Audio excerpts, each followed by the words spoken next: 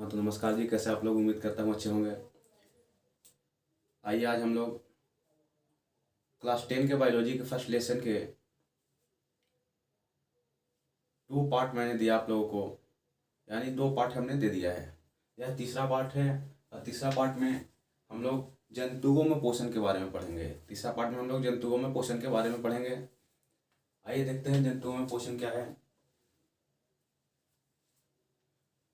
जंतुओं में पोषण होता कैसे है, कौन सी विधि से पोषण होता है जंतुओं में, उसके बारे में अध्ययन करेंगे। जंतु भोजन के लिए पूर्ण रूप से अन्य जीवों पर निर्भर रहते हैं। हमने पढ़ा था पोषण।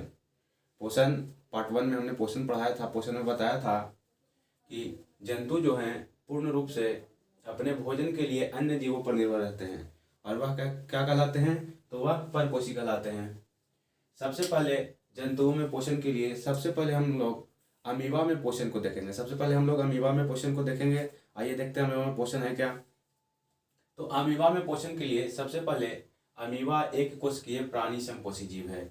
अमीबा कैसा जीव है, तो अमीबा एक कोशिकीय या प्राणी समजीव है। अमीबा एक कोशिकीय या प्राणी समजीव है। अमीबा का कोई निश्चित आकार नहीं होता है। अमीबा का कोई निश्चित आकार नहीं होता है। अमीबा का कोई निश्चित साइज नहीं होता है।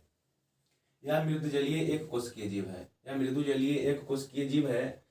कूटपाट के बनने और बिगड़ने से इनका आकार बदलते रहता है। अमीबा का कोई निश्चित आकार नहीं होता है। कूटपाट के कारण इनका आकार जो है बदलते रहता है। कूटपाट के कारण इनका आकार बदलते रहता है। यह अपना भोजन कूटपाट की प्रक्रिया से पूर्ण करता है। अमीबा जो है अपना भोजन कूटपाट की प्रक्रिया से क्या करता है, पूर्ण करता है। अमीबा अपना भोजन कूटपाट की प्रक्रिया से पूर्ण करता है।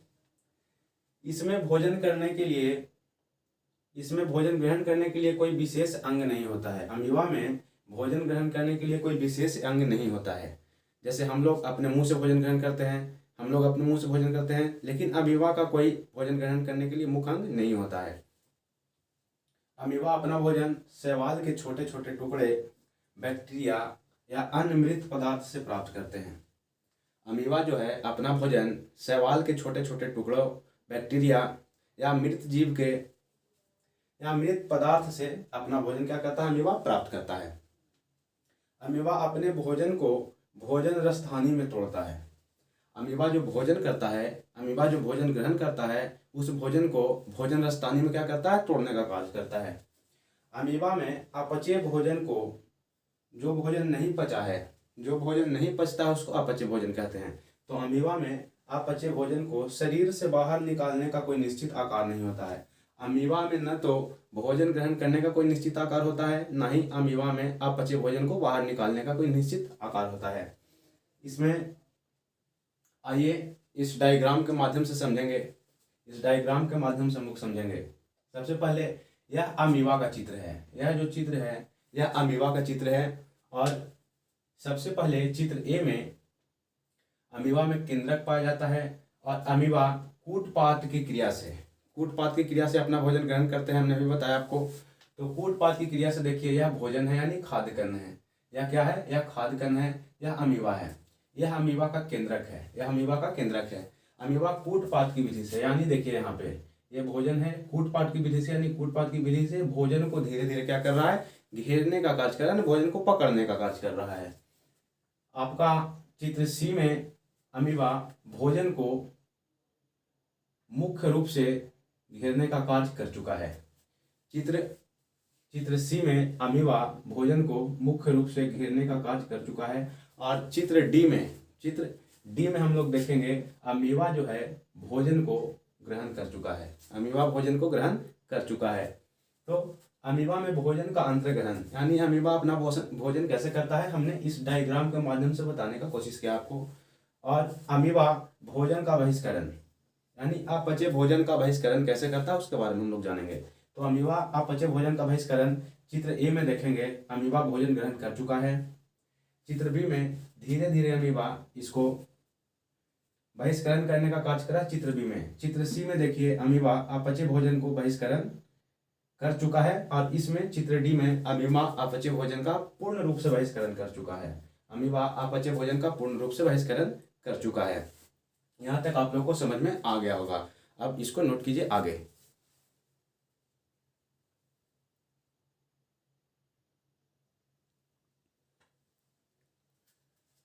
तो विद्यार्थी अब हम लोग पैरामीशियम में पोषण के बारे में पढ़ेंगे। पैरामीशियम एक प्राणी समपोषी एक कोशिकीय जीव है। ये पैरामीशियम है, यह अपना पैरामीशियम है। पैरामीशियम का डायग्राम है।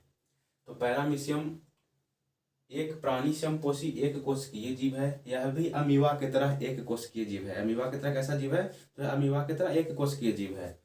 उसके बाद यह अमीबा के भांति मृदजलीय प्रोटोजोआ है। यह भी अमीबा की तरह ही मृदजलीय प्रोटोजोआ है। अमीबा की तरह ही मृदजलीय प्रोटोजोआ है। इसका अंग सीलिया से ढका होता है। इसका अंग जो है सीलिया से ढका होता है। किसका? पैरामीशियम का। इसमें भोजन का अंतर्ग्रहण शरीर के एक निश्चित स्थान से होता है। अमीबा से यह अलग है। इसमें भोजन का अंतर्ग्रहण पैरामीशियम के शरीर के एक निश्चित अंग से होता है। जैसे हमारा पैरामीशियम है, यह पैरामीशियम ए है सीलिया, ये जो देख रहे हैं इसी को सीलिया बोला जा रहा है। इसका अंग सीलिया से ढका होता है। इसका अंग सीलिया से ढका होता है। ये देखिए, यह है भोजन के कण। यह है भोजन के कण। भोजन के कण भोजन रसधानी में जाते हैं। भोजन के कण भोजन रसधानी में जाते हैं और उसके बाद यह भोजन का अंतर्ग्रहण करते हैं। यह था पैरामीशियम। पैरामीशियम में पोषण के बारे में हम लोग पढ़े। पैरामीशियम में पोषण के बारे में पढ़े। पैरामीशियम एक प्राणी समपोषी एक कोशिकीय जीव है जो अमीबा के भांति मृदजलीय प्रोटोजोआ है। जो किसके भांति? तो जो अमीबा के भांति मृदजलीय प्रोटोजोआ है।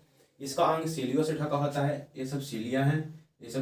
इसका अंग सीलियो से ढका होता है। इसमें भोजन का अंतर्ग्रहण शरीर के निश्चित स्थान से होता है। इसमें भोजन का अंतर्ग्रहण जो भोजन करता है शरीर के किसी निश्चित स्थान से करता है। कौन? तो पैरामीशियम। कौन? तो पैरामीशियम। पैरामीशियम में पोषण हम लोगों ने पढ़ा। आइए आगे फिर देखते हैं।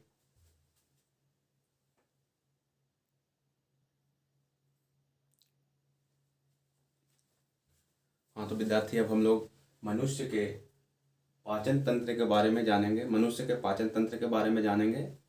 आइए देखते हैं। मनुष्य तथा सभी उच्च श्रेणी के जंतुओं के लिए भोजन के पाचन के लिए विशेष अंग होते हैं।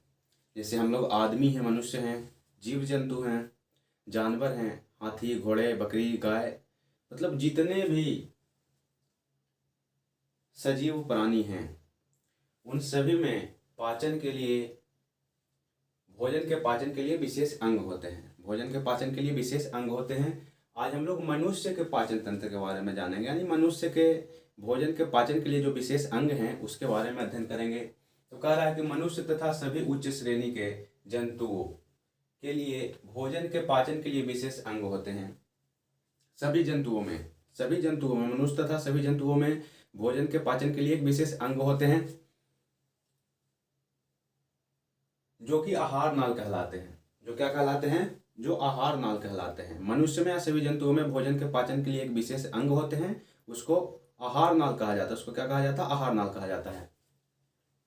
आहार नाल के बारे में जानेंगे। तो आहार नाल क्या है? तो आहार नाल एक कुंडलित रचना है। कुंडलित रचना कहने का मतलब स्प्रिंग देखे होंगे। कुंडलित रचना आहार नाल कैसी रचना है? तो आहार नाल एक कुंडलित रचना है जिसकी लंबाई करीब 8 से 10 मीटर की होती है। हम मनुष्य के आहार नाल की बात कर रहे हैं। हम लोग मनुष्य के आहार नाल के बारे में पढ़ रहे हैं। मनुष्य के आहार नाल की लंबाई करीब 8 से 10 मीटर की होती है। यह मुख गुहा से प्रारंभ होकर मल द्वार तक फैले होते हैं। मुख गुहा क्या है? यह आहार नाल का पहला भाग है। मुख गुहा जो है आहार नाल का पहला भाग है तथा ऊपरी तथा निचली जबड़े से घिरे होते हैं। आहार नाल यानी मुख गुहा, तो मुख गुहा आहार नाल का पहला भाग है तथा यह ऊपरी तथा निचली जबड़े से घिरे होते हैं। हम लोग का जो मुंह है ऊपरी जबड़ा और निचली जबड़ा से घिरा होता है। मुख गुहा में जीभ तथा दांत होते हैं। सभी मनुष्य के मुख में जीभ तथा दांत होते हैं, यानी सभी जंतु के मुंह में भी मुख गुहा में जीभ तथा दांत होते हैं। जीभ तो मुख गुहा के फर्श पर स्थित एक मार्शल रचना। इसकी ऊपरी सतह पर कई छोटे छोटे अंकुर होते हैं। यानी छोटे छोटे दाने होते हैं। जीभ के ऊपरी सतह पर कई छोटे छोटे दाने होते हैं, यानी छोटे छोटे अंकुर होते हैं, जिसे स्वाद कलिया कहा जाता है। छोटे छोटे अंकुर जो जीभ के ऊपर छोटे छोटे दाने होते हैं उनको स्वाद कलिया कहा जाता है। उनको क्या कहा जाता है? स्वाद कलिया कहा जाता है। और इसी स्वाद कलियों की वजह से हम लोग को जो भोजन ग्रहण करते हैं उसके स्वाद के बारे में पता चलता है। जैसे कोई भी खाद्य पदार्थ हम लोग खाते हैं, मीठा है, खट्टा है, नमकीन है, तीखा है, ये सब इन स्वाद कलियों की वजह से ही पता चल पाता है। अगर स्वाद कलियों को जीभ से निकाल दिया जाए तो किसी भी खाद्य पदार्थ का स्वाद का पता नहीं चल पाएगा। इसके कारण भोजन के विभिन्न स्वादों का पता चलता है। दांत के बारे में, मुख गुहा के ऊपरी तथा निचले जबड़े पर दांत व्यवस्थित होते हैं। मुख गुहा के ऊपरी तथा निचले हिस्से पे दांत व्यवस्थित होते हैं। दांत 4 प्रकार के होते हैं। दांत कितने प्रकार के होते हैं? तो दांत 4 प्रकार के होते हैं। पहला कतरनक, दूसरा है भेदक, और तीसरा अग्रचौर्णक, और चौथा है चौर्णक। दांत 4 प्रकार के होते हैं, कतरनक, भेदक, अग्रचौर्णक और चौर्णक। दांत 4 प्रकार के होते हैं, कतरनक, भेदक, अग्रचौर्णक और चौर्णक। दांत 4 प्रकार के हम लोगों ने पढ़ लिया। मुख गुहा में जीभ और दांत होते हैं, इसके बारे में पढ़ लिए। उसके आगे बढ़ेंगे लार ग्रंथि। तो मनुष्य के मुख गुहा में 3 जोड़ी लार ग्रंथि पाई जाती है। क्वेश्चन पूछा जाए मनुष्य के मुख गुहा में कितनी जोड़ी लार ग्रंथि पाई जाती है, तो हम लोग बताएंगे मनुष्य के मुख गुहा में 3 जोड़ी लार ग्रंथियां पाई जाती है। पहला है पैरोटिक सबमेंडिबुलर, सेकंड है सबमेंडिबुलर, और थर्ड है सबलिंगुअल, तीसरा है सबलिंगुअल। इन 3 जोड़ी लार ग्रंथियां जो हैं मनुष्य के मुख गुहा में पाई जाती है। इन 3 जोड़ी लार ग्रंथियां मनुष्य के मुख गुहा में पाई जाती है। उसके बाद ग्रसनी, मनुष्य का पिछला भाग यानी मुख गुहा का पिछला भाग जो है वह ग्रसनी कहलाता है। मुख गुहा का पिछला भाग क्या कहलाता है? ग्रसनी कहलाता है।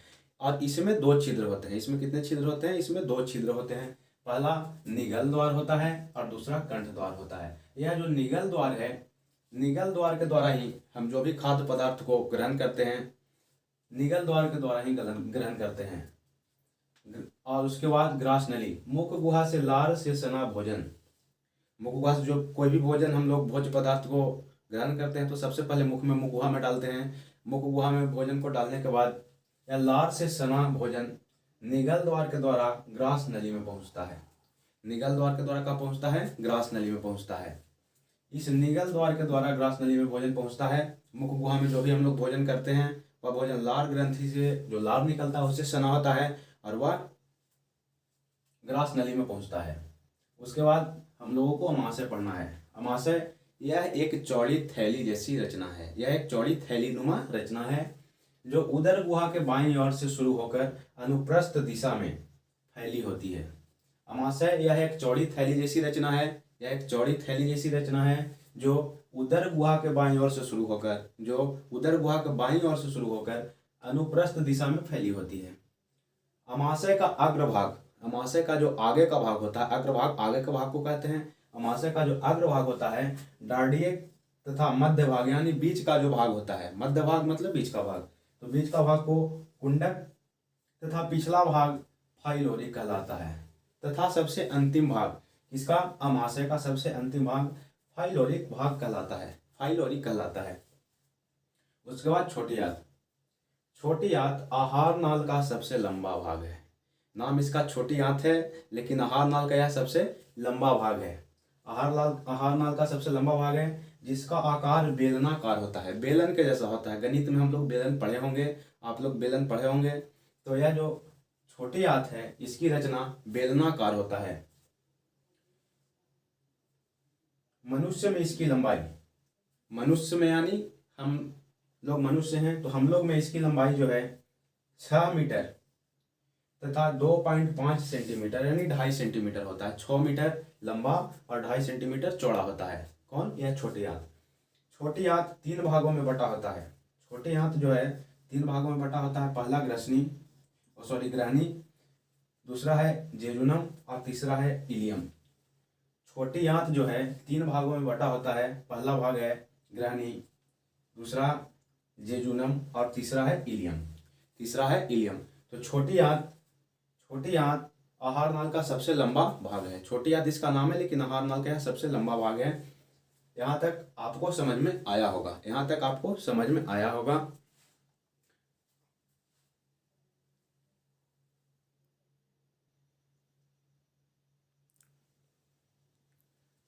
हाँ तो विद्यार्थी, अब हम लोग यकृत पढ़ेंगे। यकृत यानी लीवर, यह शरीर की सबसे बड़ी ग्रंथि है। यकृत जो है शरीर की सबसे बड़ी ग्रंथि है और जिसका भार करीब 1.5 kg यानी 1.5 kg होता है। लीवर का भार जो है, लीवर का जो वजन है वह 1.5 kg का होता है, जो उदर गुहा के दाहिने भाग में अवस्थित है। यकृत जो है यानी लीवर जो है उदर गुहा के दाहिने भाग में अवस्थित होता है। यकृत कोशिकाओं से पीत रस का स्राव करता है। यकृत जो है यकृत कोशिकाओं से पीत का स्राव होता है। पीत का संचय पीताशम नामक एक छोटी थैली जैसी रचना में होती है। पीत का संचय, यकृत से जो पीत निकलता है उसका संचय यानी जो पीत निकलता है, पीत रस जो है जमा होता है पीताशम नामक एक छोटी थैली में। पीताशम नामक छोटी थैली में, जिसको हम इंग्लिश में गॉल ब्लैडर बोलते हैं। पीत गाढ़ा तथा हरे रंग का एक क्षारीय द्रव है। पीत जो है वो गाढ़ा तथा हरे रंग का क्षारीय द्रव है। पीत का जो रंग होता है, पीत का रंग जो होता है वह हरा होता है। पीत का रंग कैसा होता है? हरा होता है। पीत गाढ़ा तथा हरे रंग का एक क्षारीय द्रव है। इसमें कोई एंजाइम नहीं होता है। पीत में जो है कोई एंजाइम नहीं होता है। पीत के निम्नलिखित 2 कार्य होते हैं। पीत के 2 कार्य होते हैं। पहला, पीत अमाशय से ग्रसनी में आए अम्लीय कायम को, अम्लीयता को नष्ट कर देता है। पीत जो है अमाशय से, हमारे अमाशय से ग्रसनी में आए अम्लीय कायम को, अम्लीयता को क्या करता है? नष्ट कर देता है और उसे क्षारीय बना देता है। पीत अमाशय से ग्रसनी में आए अम्लीय कायम की अम्लीयता को नष्ट कर उसे क्या करता है? क्षारीय बना देता है।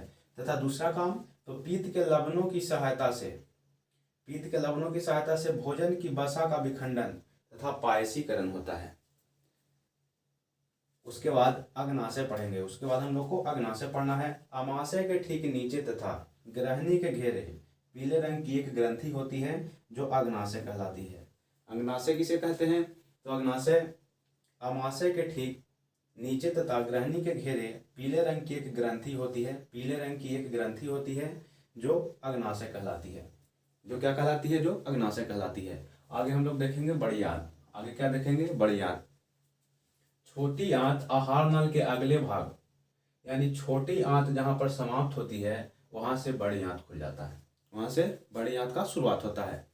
यानी छोटी आंत आहार नल के अगले भाग बड़ी आंत में खुलती है। अगले भाग बड़ी आंत में खुलती है, यानी छोटी आंत से जुड़ा होता है। बड़ी आंत 2 भागों में बटा होता है। बड़ी आंत जो है वह 2 भागों में बटा होता है। पहला भाग इसका है कोलन और दूसरा भाग है मलाशय। पहला भाग इसका कोलन, दूसरा भाग है मलाशय।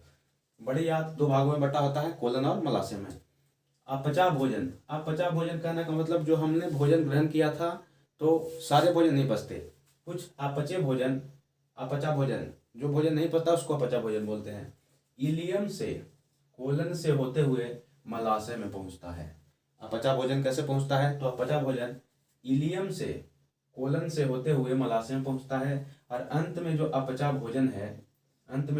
भोजन है वह मल के रूप में, किसके रूप में? मल के रूप में अस्थायी तौर पर कहने का मतलब अस्थायी तौर पर मलाशय में संचित होता है। संचित होता कहने का मतलब जमा होता है, मलाशय में जमा होता है। अपचा भोजन कहाँ जमा होता है? अपचा भोजन मलाशय में जमा होता है, जहां से समय समय पर मल द्वार के रास्ते शरीर से बाहर निकल जाता है। जहां समय समय पे मल द्वार के रास्ते शरीर से बाहर निकल जाता है। यह था हमारा मनुष्य का पाचन तंत्र। आज हमने मनुष्य के पाचन तंत्र का अध्ययन कर लिया।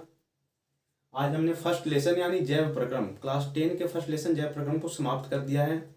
उम्मीद करता हूं आप लोगों को यह सब्जेक्ट समझ में आया होगा, यह लेसन समझ में आया होगा। फिर मिलेंगे हम आपसे अगले क्लास में।